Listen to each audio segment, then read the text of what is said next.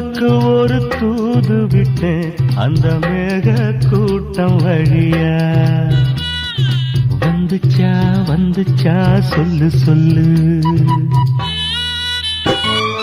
அஞ்சு வீரல் ஓயாம கெஞ்சுகிற ஆசை ஒண்ணு.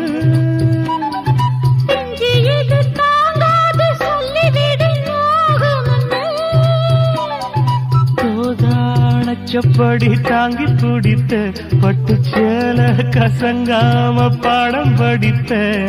அந்தியில பந்தி வைக்கும் போது என்ன வரம் வேணும் இன்னும் கேளு. அதற்குள் தாகம் தணிஞ்சிரும்.